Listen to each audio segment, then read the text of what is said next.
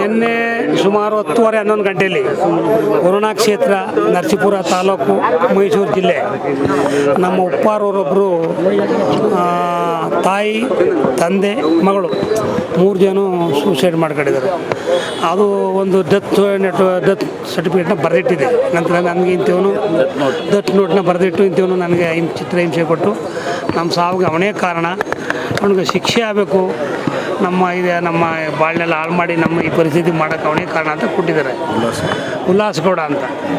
ಹಾಗಾಗಿ ಅದು ಬೇರೆ ಬೇರೆ ಪ್ರೀತಿಯ ಒಂದು ಇದಿರಬೇಕು ಅಂತ ನಾನು ಅಂದ್ಕೊಂಡಿದ್ದೀನಿ. ಅದೇ ಹಂಗೆ ಆಗಿರೋದು. ಅವನೇನು ಮಾಡಿದ್ದಾನೆ, ತಾನೇ ಅವ್ರ ಜೊತೆಲಿ ಹೋಗಿ ಲಗ್ನ ಪತ್ರಿಕೆ ಅಂಟಿಸಿ ಎಲ್ಲ ಮಾಡಿ ಮದುವೆ ಮಾಡಿ ಏನೋ ಮಟ್ಟಕ್ಕೆ ಹೋಗಿ ಕೊನೆಗಳಲ್ಲಿ ಅವರು ಏನು ಮದುವೆ ಆಗ್ತಿದ್ದ ಹುಡುಗನಿಗೆ ತಾನು ಫೋಟೋನ ಇನ್ನೊಂದು ಎಲ್ಲವನ್ನು ಕೊಟ್ಟು ನಾನು ಪ್ರೀತಿಸ್ತಾ ಇದ್ದೀನಿ, ನಾನೇ ಮದುವೆ ಆಯ್ತೀನಿ, ಒಂದು ವೇಳೆ ನನ್ನ ಮದುವೆ ಬಿಟ್ಟು ಅವ್ನು ಮದುವೆ ಆಗೋದಾದರೆ ಅವ್ರನ್ನ ಚಿತ್ರದ ಮುಂದೆ ಅಟ್ಯಾಕ್ ಮಾಡಿ ಅವ್ರನ್ನ ಕೊಲೆ ಮಾಡ್ತೀನಿ ಅನ್ನೋ ಮಟ್ಟ ಬೆದರಿಕೆಯನ್ನು ಹಾಕಿ ಮಾಡಿದ್ದಾನೆ. ಹಾಗಾಗಿ ನಮ್ಮ ಸಮಾಜದಲ್ಲಿ ಸ್ವಲ್ಪ ಕಡಿಮೆ ಇರೋದು ಉಪ್ಪಾರರು, ಅವ್ರು ಗೌಡಾಸವರು. ಹಾಗಾಗಿ ಅವರು ಹೆದರ್ಕೊಂಡು ಮಾನಕ್ಕೆ ಈಗ ಆಯ್ತಲ್ಲ ನಮ್ಮ ಬಾಡು ಅಂತೇಳಿ ಅವರು 3 ಜನ ಸೂಸೈಡ ಮಾಡ್ಕೊಂಡಿದ್ದಾರೆ. ಇಲ್ಲಿ ಉಪ್ಪಾರರು ಏನು ಹೇಳ್ತಾ ಇದ್ದಾರೆ ಅಂದರೆ, ಈಗ ಇದು ಎಲ್ಲ ಆಯಿತು, ನಮ್ಮ ಜನಕ್ಕೆ ಎಲ್ಲೂ ನ್ಯಾಯಗಳು ಸಿಗ್ತಾಯಿಲ್ಲ, ಇದೊಂದು ದುರಂತ ಆಗಾರ, ನಮ್ಗೆ ರಕ್ಷಣೆ ಕೊಡೋರು ಯಾರು? ಈಗ ಆಗಿರ್ತಕ್ಕಂಥವ್ನಿಗೆ ಸರಿಯಾದ ಶಿಕ್ಷೆ ಆಗಬೇಕು. ಅದ್ರ ಜೊತೆಯಲ್ಲಿ ಅಲ್ಲಿ ಅವರು ಇದರಿಂದ ನಾವು ನರಸೀಪುರಕ್ಕೆ ಹೋಗೋ ದಾರಿನಲ್ಲಿ ಅಚ್ಚಿಕೆಗುಡಿ ಪಕ್ಕದಲ್ಲಿ ಒಂದು ಜಾಗ ಮನೆಯನ್ನು ಕಟ್ಟಿದ್ದಾರೆ. ಮುಂದೆ ಅವ್ರು ಮನೆ ಕಟ್ಕೊಂಡು ಅದು ಯಾವ ರೀತಿ ಆಯಿತು ಏನೋ ಮನೆ ಕಟ್ಟಿದ್ದಾರೆ. ನಿನ್ನೆ ಗೃಹ ಪ್ರವೇಶ ಮಾಡಬೇಕಾಗಿತ್ತು. ಆಗ ಅವ್ರ ತಾಯಿ ಹೋಗಿ ಇದು ನಂದು ಹೆಂಗೆ ಗೃಹ ಪ್ರವೇಶ ಅದೆಲ್ಲ ಹೆದರಿಕೆಯಾಗಿ ಇವೆಲ್ಲವೂ ಕಾರಣಗಳಾಗಿ ಅವ್ರ ಮುಗಿಯನ್ನು ಇನ್ನೂ ತೀರ್ಮಾನ ಏನೂ ಆಗಿಲ್ಲ.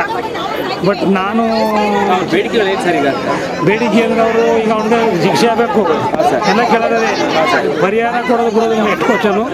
ಆದರೆ ತಪ್ಪು ಮಾಡಿ ನಮ್ಮ ಇಡೀ ಕುಟುಂಬದ ಸರ್ವನಾಶ ಮಾಡೋ ಕಾರಣ ಆದಂಥ ಅವನಿಗೆ ಮರಣದಂಡನೆ ಆಗತ್ತೋ ಶಿಕ್ಷೆ ಆಗಬೇಕು ಅನ್ನೋದರ ಬೇಡಿಕೆ.